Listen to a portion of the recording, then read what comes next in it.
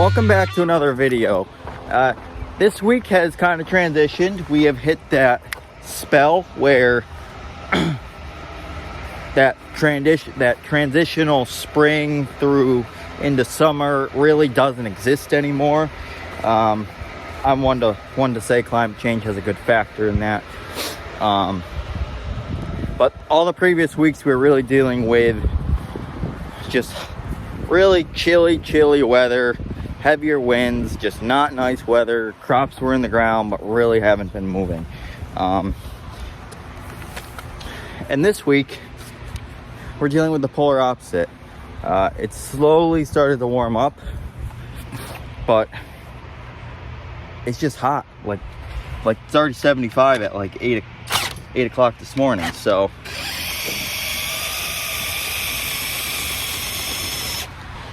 we're gonna open these puppies up wide open because today's gonna be at least 85 degrees and it's just hot.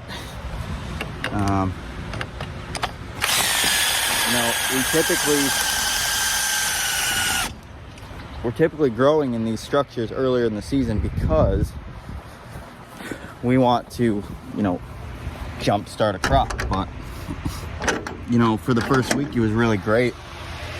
But now it's hot, so we really got to manage these well so we're not burning the crops that are inside them. So every morning I go around to each high tunnel and we've got this fancy tool here. And we can just carefully, should do this with 2 hands, but we can roll these high tunnels up very quickly, which is amazing. And just a simple little tool like this really makes a difference.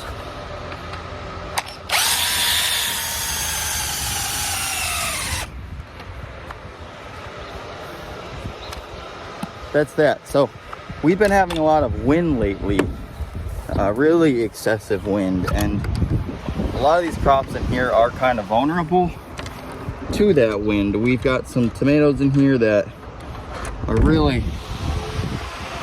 a height that's just a little too high for actual, liking, where they can get damaged really quickly by wind. So one of the nice things we've been able to do with these high tunnels, especially with these earlier crops that, might get a little bigger in the greenhouse, is that we can maybe roll up the side walls instead of the end walls that get more direct, flow of air.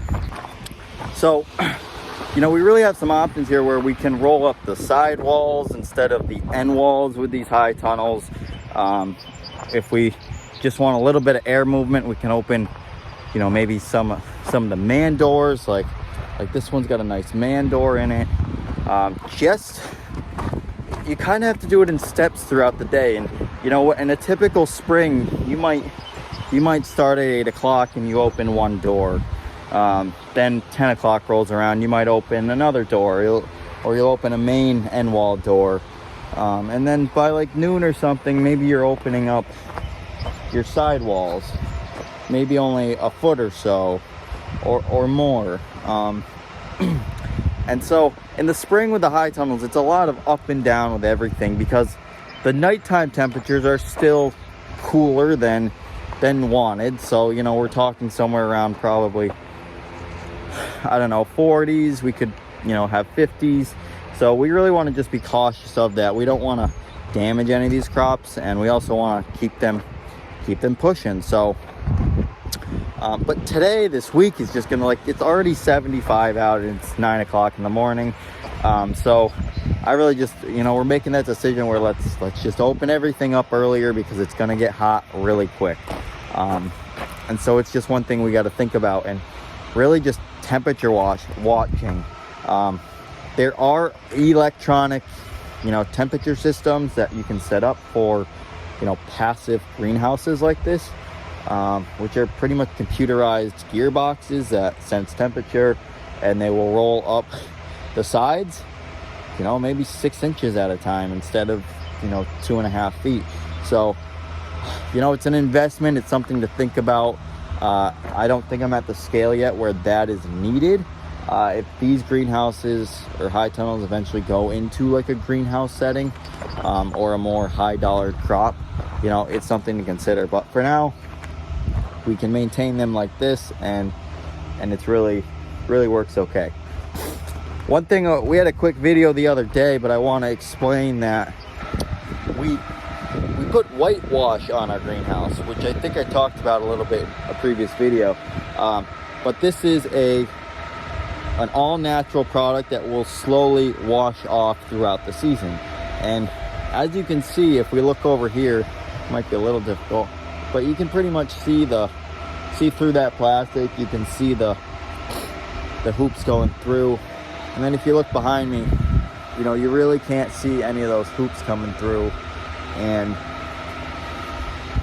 that's because of the shade there. It's because there's this white chalky material sprayed over the greenhouse structure.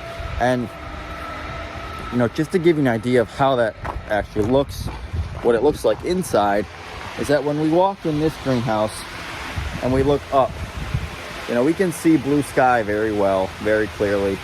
It's wide open, the sun's coming through. What I want to show you is when we walk into this greenhouse, is we get a different visual or feel of the actual, I'm going to call it ceiling of the greenhouse.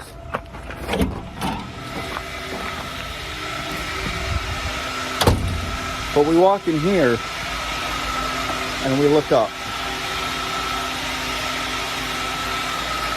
and it's a lot more cloudy looking, at least I think. You know, looking at this edge here, it's really, if you look outside, it almost looks like it's cloudy. And that's what that shade material is doing. It is actually shading the outside, so it's not allowing as much heat and light to actually penetrate through here, which in a sense is really cooling down this greenhouse quite a bit. And I could not be able to stand on this side of the greenhouse at like 10 o'clock without being just hot, very hot. So this is really doing wonders here, and it's really helping us utilize these south-facing benches to be able to have actual crops on them without them literally just burning to pieces, because that is very logical to happen. So, you know, for the investment here, you know, we're saving on our fan energy, we're saving on our body's energy, and we're saving on the crop's energy. So we hopefully don't have to be watering as constantly. We can rely on that shade to really help cool down the crop. So, yeah.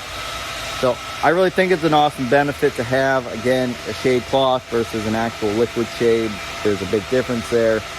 But do your cost analysis and, you know, figure it out. So this is the option we chose for this greenhouse. The other high tunnels, we do other things with. We have a shade cloth, and we can also put the liquid shade on the other ones. So many different options here, which really makes it feasible and easy. So there we go.